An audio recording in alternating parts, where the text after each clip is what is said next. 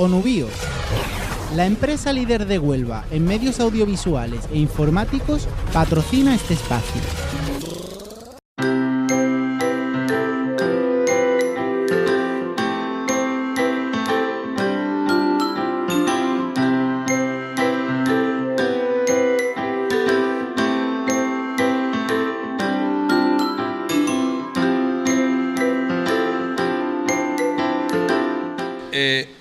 En la segunda ponencia de la mañana de esta tercera sección del primero de los congresos internacionales de Gira España por la Infancia y en concreto el Congreso contra la Pobreza Infantil en el Mundo, tenemos a la compañera Mercedes Díaz Rodríguez de la Universidad de Cádiz. Voy a dar algunos datos de Mercedes, que su currículum es bastante extenso, pero yo creo que diciendo algunas de las cosas que yo considero más relevantes, podemos ubicar un poco a Mercedes en este congreso y en concreto en el mundo de la infancia. Ella es licenciada en Medicina, doctora por la Universidad de Cádiz en el Departamento de Neurociencia, es delegada de UNICEF de la provincia de Cádiz y, bueno, tiene una dilatada trayectoria académica. Como lo más destacable de su currículum en este contexto en el que hemos hablado de cooperación al desarrollo y demás, pues ha participado, bueno, aquí tenemos 10 proyectos, imagino que son más los que ha participado, que lo ha puesto a modo de ejemplo, 10 proyectos con diferentes países del mundo. Y bueno, y es coordinadora y directora de cursos, seminarios, participación en congresos, etcétera, etcétera, etcétera.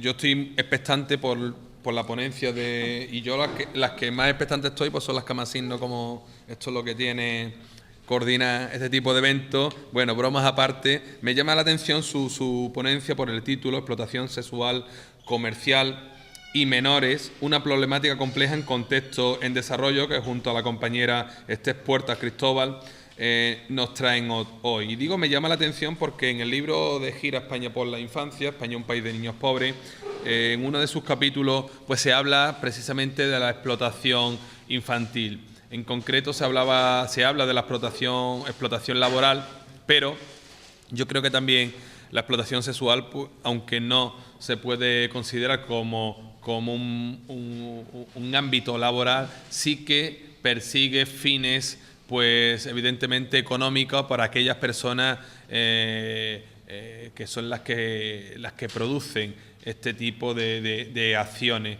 ¿no? Que si cabe la expresión, pues todavía empobrece más a nuestra infancia.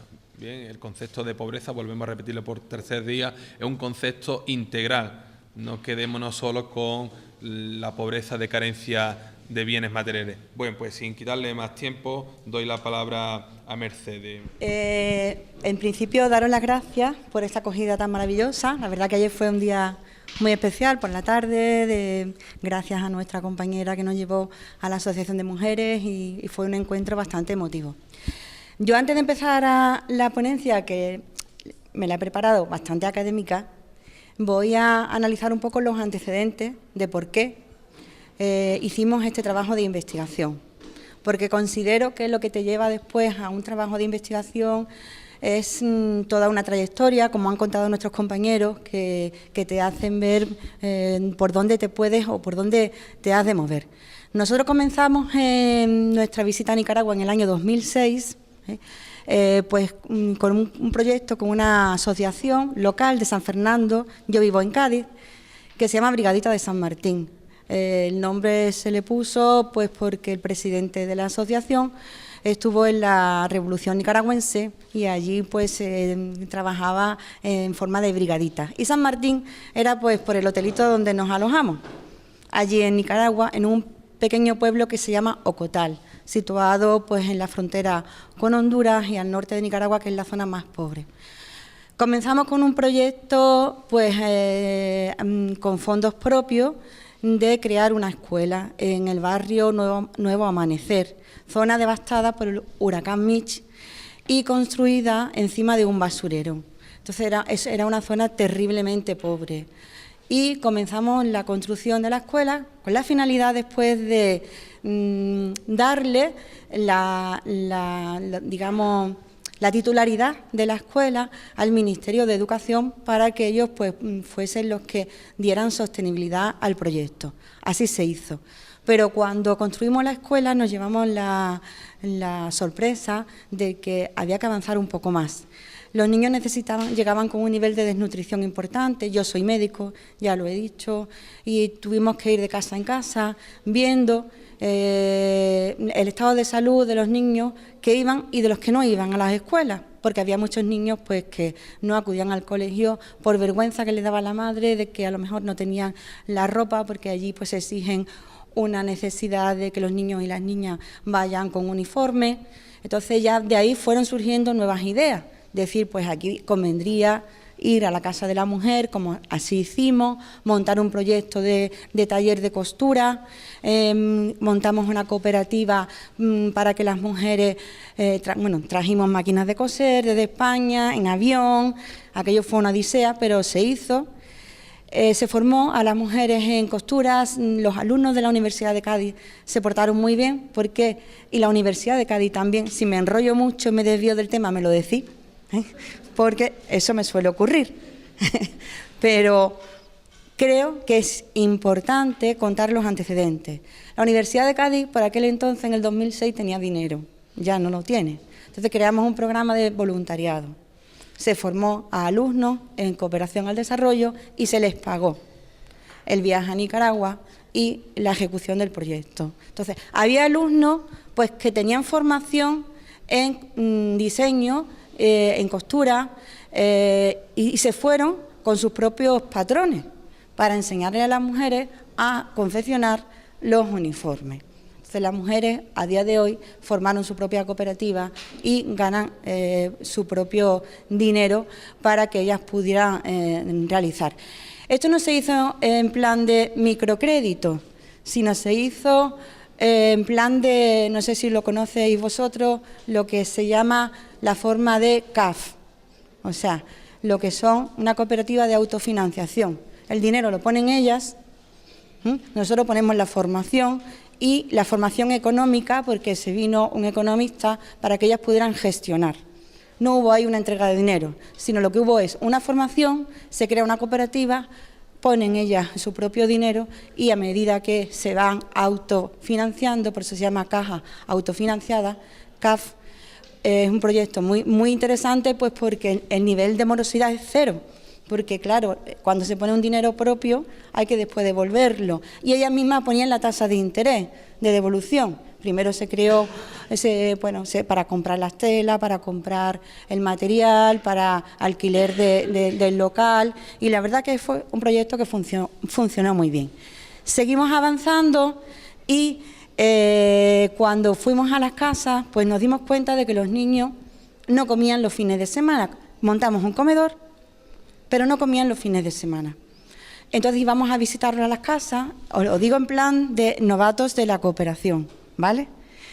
Y nos dimos cuenta de que había niños que no solamente no comían, sino que eran abusados sexualmente y que se estaba comerciando con ellos, con el consentimiento de las propias familias. Ahí empezó nuestra alerta. Y nuestra alerta empieza, pues que denunciamos a la policía, no nos hicieron caso. Creamos un centro de ayuda a menores abusados y violados y no nos permitían separarlos de las familias porque en Nicaragua existe un plan que se llama el Plan Amor que dificulta muchísimo la separación de niños de la estructura familiar, aunque haya delitos de por medio. Existe una dificultad tremenda. Ese centro se creó, existe, pero ahora mismo es para acoger a niñas que viven en barrios muy alejados.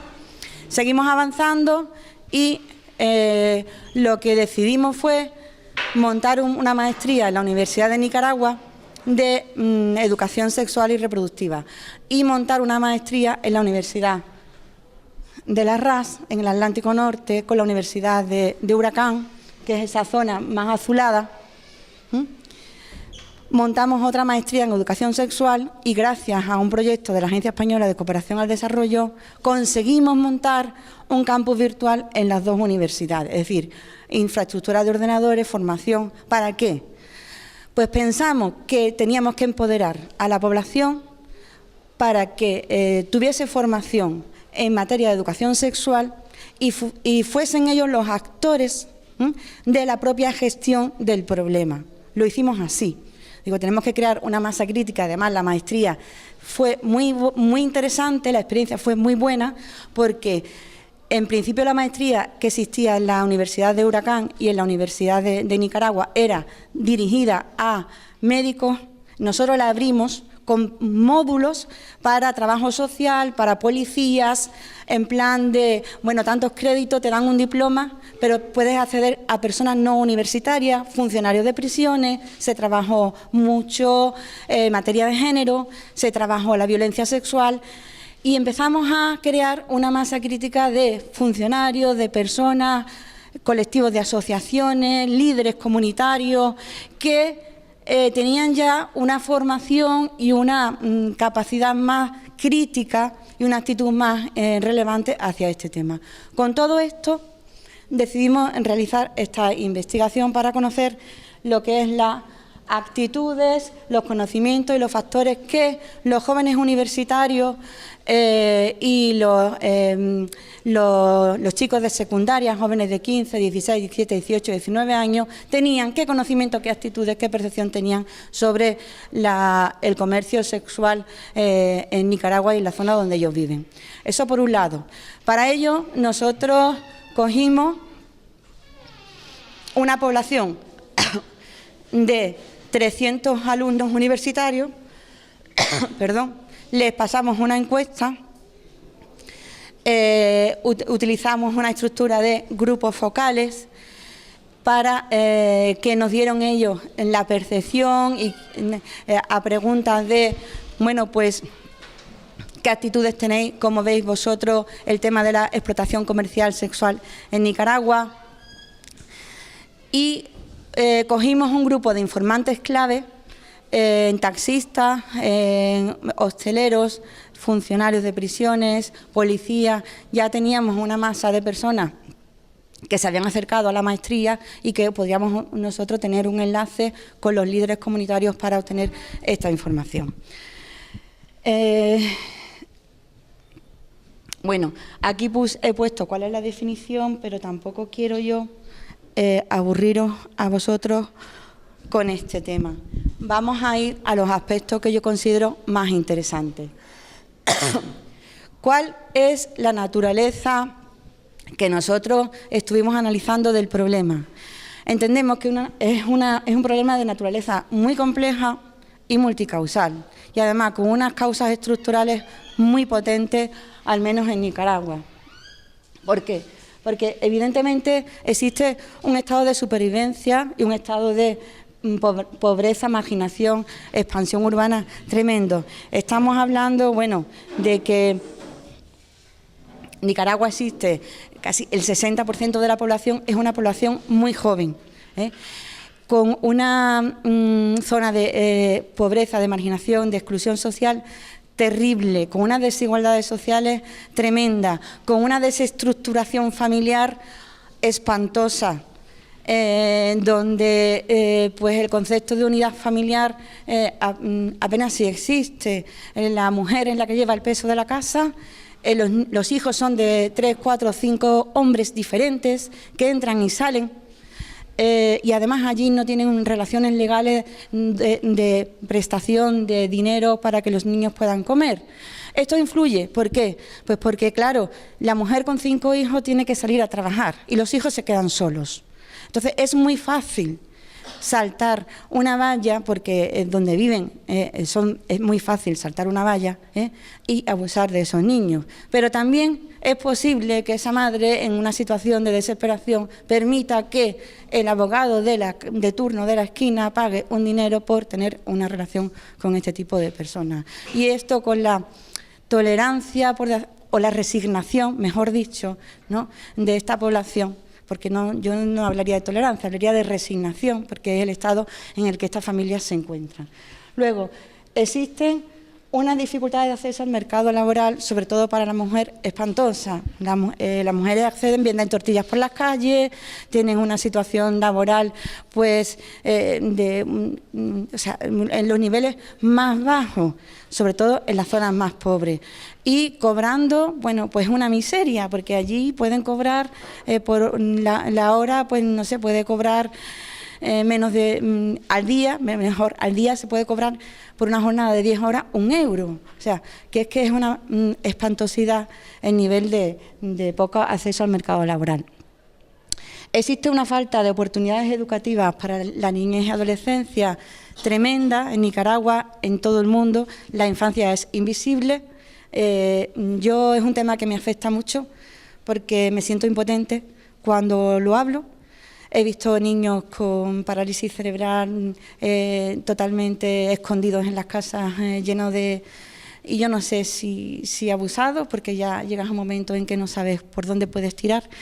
Y existe, pues, cuando se les pregunta a los chavales cómo perciben la explotación sexual comercial, pues te dicen que una actitud es muy desfavorable hacia el entorno familiar, es decir, te hablan de una actitud muy negativa, no dentro de la familia, no, en un porcentaje muy alto, que no quiero aburriros, porque si se va a poner la ponencia en la web, pues la podéis leer perfectamente, pero hablan de una actitud desfavorable hacia lo que es la explotación sexual comercial fuera del entorno familiar, con menos actitudes favorables. A ver si me explico. Rechazan más lo que es la violencia intrafamiliar y la explotación sexual comercial dentro de la familia, tienen una actitud desfavorable, pero menos fuera de la familia. Sin embargo, observamos que existe una cierta negación hacia el fenómeno de que exista esa explotación comercial, porque cuando le preguntamos los lugares y el entorno donde ellos creen que se produce la explotación sexual comercial, la mayoría te van a decir, pues en lugares de drogas, en lugares en los taxistas, en la hostelería, pero ninguno te va a decir dentro del ambiente familiar. Eso es algo tabú, es algo que se tapa, es algo que no se denuncia y es algo que entra dentro de las conclusiones de nuestro trabajo. Existe pocas investigaciones sobre este tema en Nicaragua, pero sobre todo existe poca transferencia. O sea, si lo que se investiga no se transfiere, no se publica, no se visibiliza. Y os lo estoy poniendo porque ese fue uno de los motivos por lo que creamos el campus virtual, para darle visibilidad a las investigaciones que se empezaran a hacer en esas universidades, puesto que se quedaban bastante dentro de la propia universidad. Bien, existe una cultura sexista, una cultura del patriarcado y un trabajo infantil tremendo. Te llama mucho la atención cuando tú vas a trabajar con las niñas, cómo los juegos son. Vamos a hacer un desfile de modelos y cómo una niña de 6 años se puede mover como se mueve, con una actitud excesivamente insinuante, es decir, ¿dónde ha aprendido esta niña estos movimientos? Pues podemos observar en los ojos de los niños que acuden a los comedores, niñas de 12 años, con un intenso sufrimiento, y que cuando vamos a hacerle la exploración, por ejemplo, para ver si tienen caries, porque llevamos a un dentista, te hacen así, y tú dices, esta niña está siendo abusada, ha sido maltratada, no permite ser tocada, y menos por un hombre, porque venía un dentista. Entonces, se te van poniendo los pelos de punta, es decir, hasta qué punto el dueño de este comedor, porque era un comedor que no era nuestro, sabe esto, hasta qué punto las personas del barrio, los líderes comunitarios saben esto, y hasta qué punto aquí nadie denuncia esta situación, ¿no? Es una sensación. Existen pues unas creencias colectivas muy arraigadas en la cultura, pues que hay que desterrar, ¿no? Como solo ocurre en contextos desfavorecidos, muchos niños y adolescentes son culpables de la situación, tampoco me quiero extender en esto. Los clientes son siempre extranjeros, las víctimas menores de explotación sexual están libres de enfermedades. Tampoco me quiero extender en esto. Lo que sí me quiero centrar y analizar es que la explotación sexual comercial infantil no es el inicio del problema. Es un eslabón más de una cadena de abandono, de discriminación, de vulnerabilidad, donde se han violado de forma sistemática los derechos básicos de la población infantil. Y eso, que Nicaragua y la inmensa mayoría de los países, excepto Estados Unidos, han firmado la Convención de los Derechos del Niño de Ginebra. O sea, se firma una convención para después encontrarte que no se cumple absolutamente nada. Una cadena de abandono en el sentido de niños que no van a la escuela, niños que no comen, niños que no pueden tener acceso a la diversión porque están trabajando, están en las calles trabajando. Niños a partir de los 6 años te los encuentran. Imagino que aquí sí. Ahí empieza la cadena de abandono y ahí empieza el inicio de lo que puede ser una explotación sexual comercial infantil, que tiene unas consecuencias muy negativas porque es la perpetuación de la exclusión social en los niños una vez que son explotados. A mí me han contado cosas horribles que no las voy a decir porque son horribles, entonces eso no lo voy a decir, pero sí me lo han contado.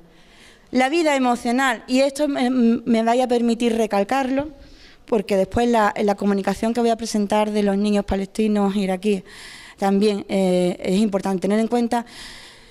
No tenemos en cuenta el impacto emocional, porque nos quedamos con los cuidados físicos, la nutrición. El impacto emocional, el daño, son niños dañados de por vida.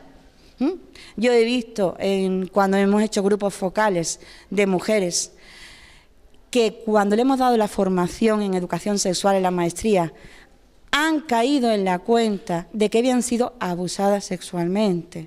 No lo sabían.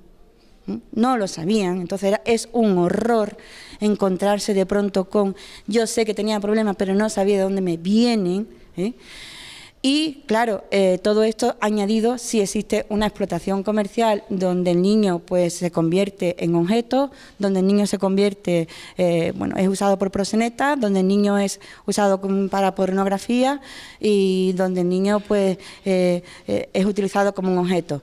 De todas formas, las últimas investigaciones que ha hecho la Organización Internacional del Trabajo ha hecho a partir del 2012, ha hecho un cambio a la hora de enfocar el tema en utilizar tanto al cliente como a la víctima, no como objeto, sino como sujeto.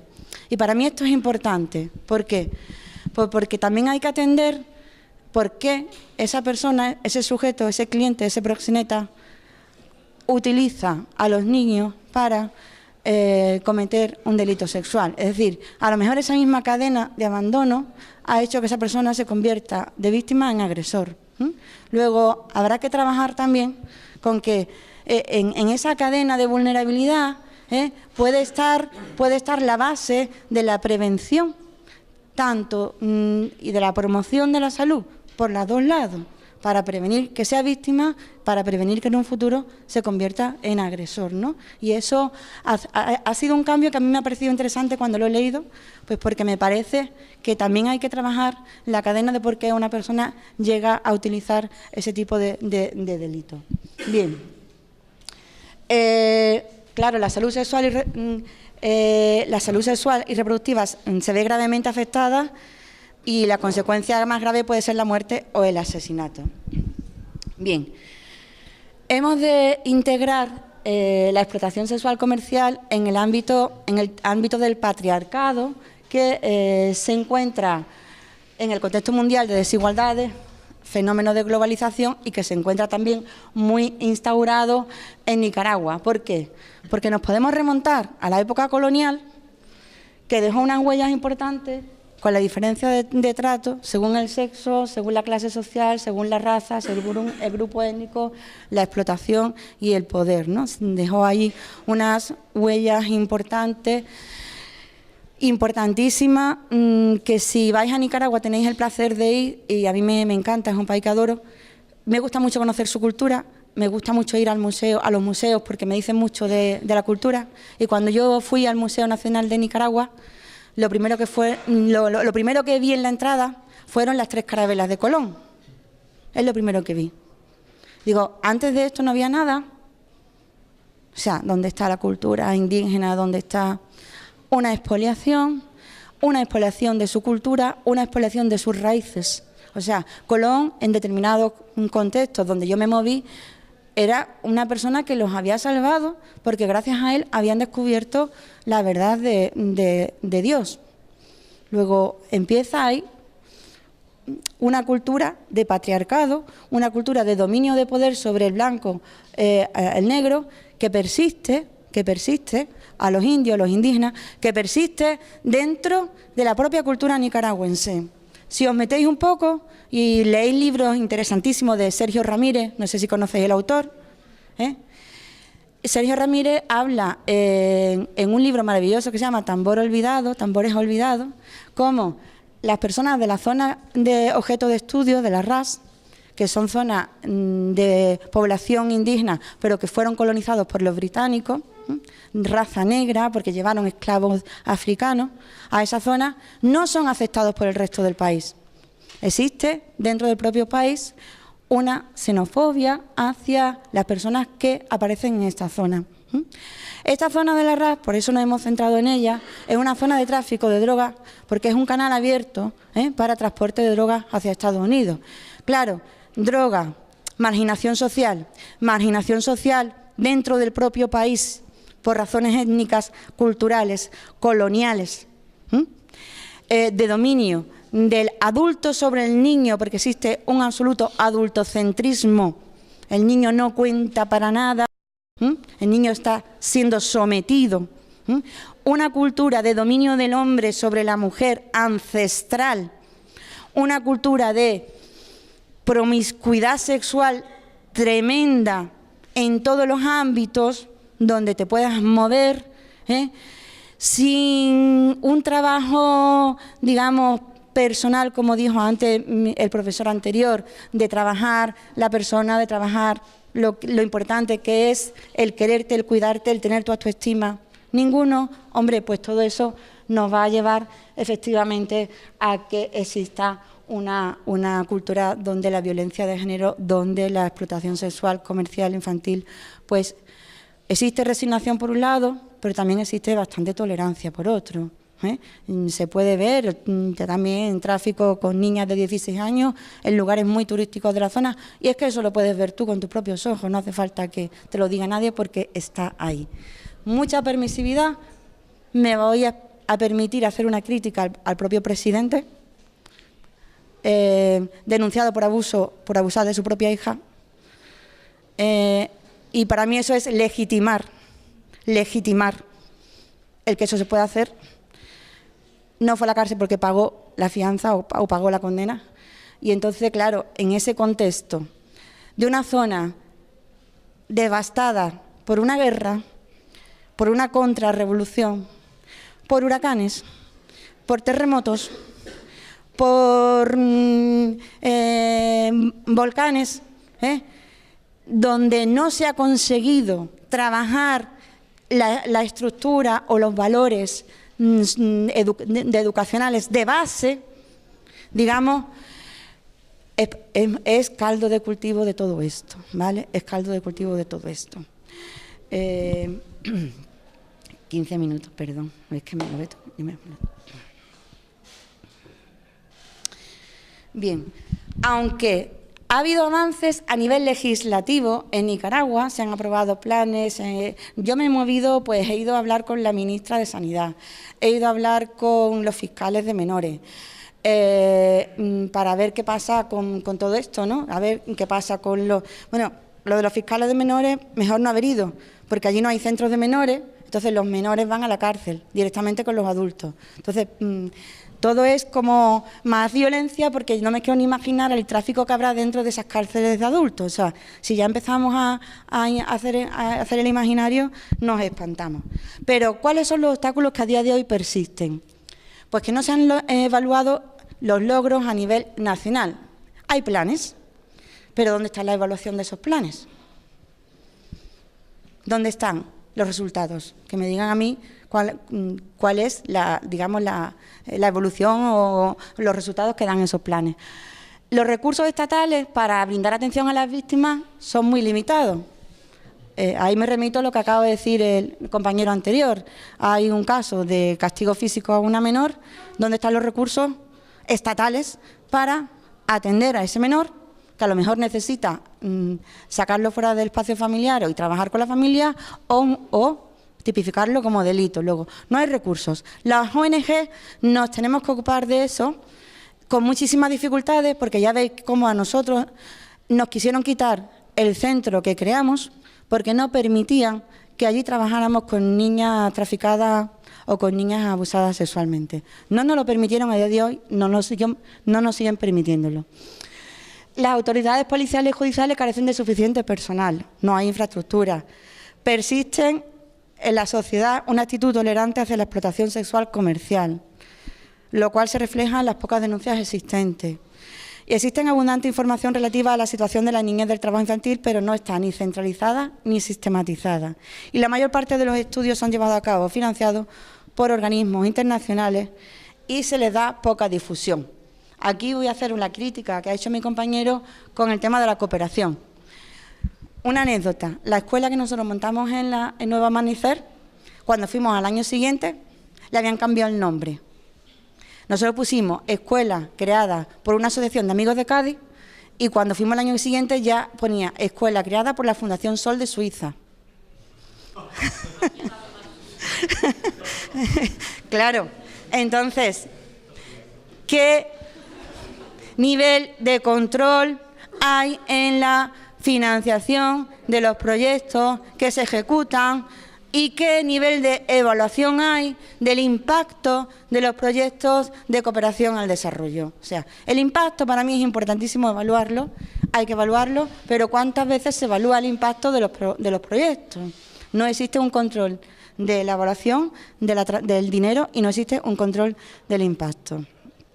Bien, esto lo voy a quitar.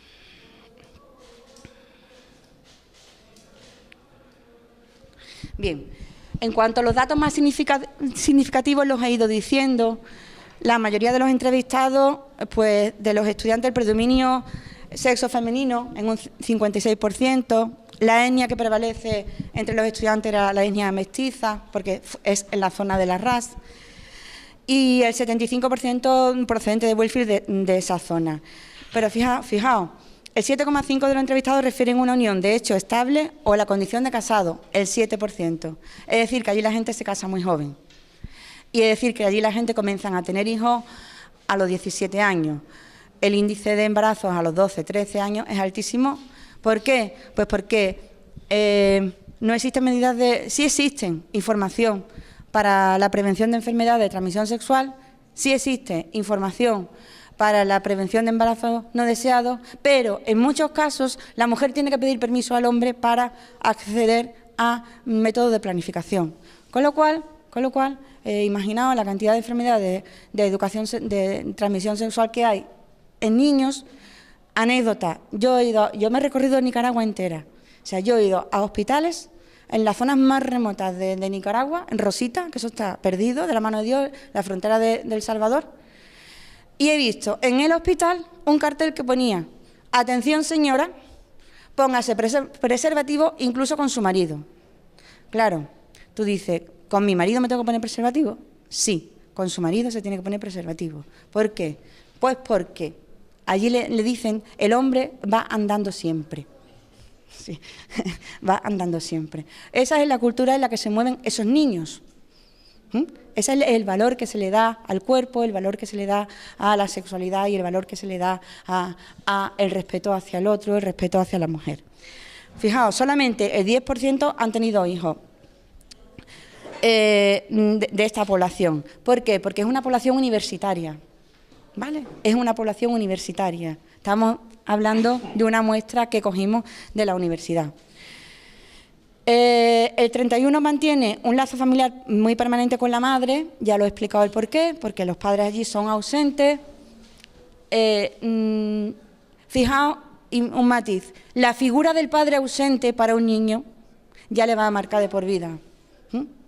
La figura de un padre ausente en un contexto de que la madre está todo el día trabajando y el niño sea objeto de violación, objeto de explotación, imaginaos cuál sería el caldo del cultivo para siguientes generaciones, siguientes estructuras familiares y siguientes problemas. Bien.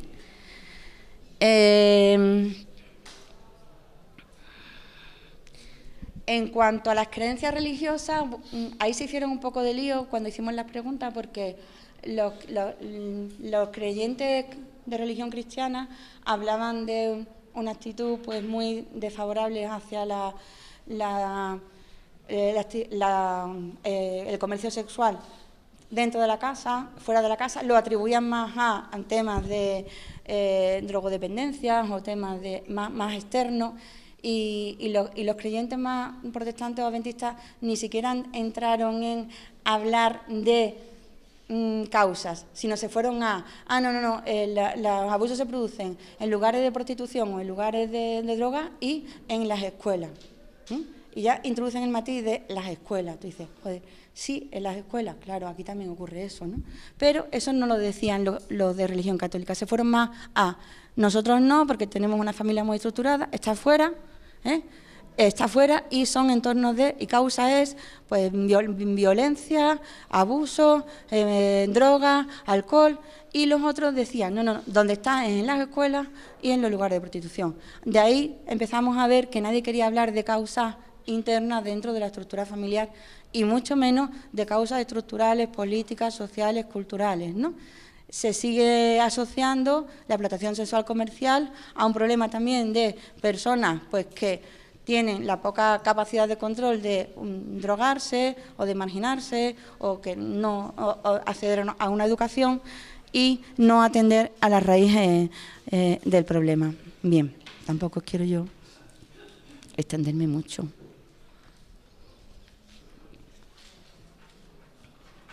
¿Cuánto me queda? Vale.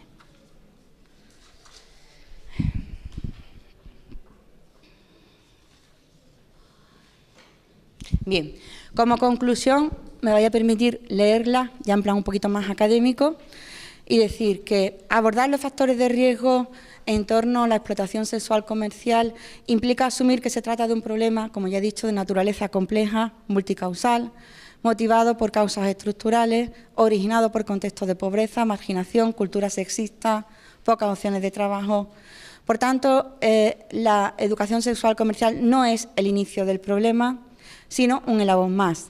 El Estado nicaragüense ha promulgado un marco normativo favorable para la protección de la infancia a través de la creación y reforma de algunos instrumentos jurídicos, el diseño de políticas públicas más acorde a los compromisos internacionales. Sin embargo, los recursos y las respuestas para acabar con el problema siguen siendo insuficientes.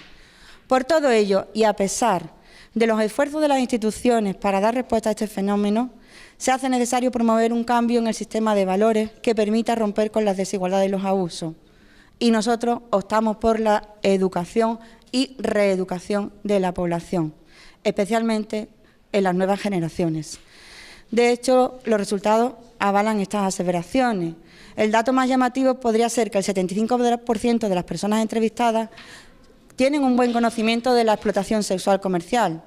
El grado del conocimiento influye en la manifestación hacia una actitud desfavorable, pero se constata al mismo tiempo un altísimo nivel de tolerancia al problema, especialmente cuando se desarrolla en el contexto más próximo, familia, amigos, escuelas y comunidad. Es indudablemente este marco el que va a proporcionar las claves del cambio. En sociedades donde la mayoría de la población considera la explotación sexual comercial como algo natural y cultural, la información, la educación y el testimonio o la denuncia se vuelven indispensables, siendo una responsabilidad de la sociedad en su conjunto.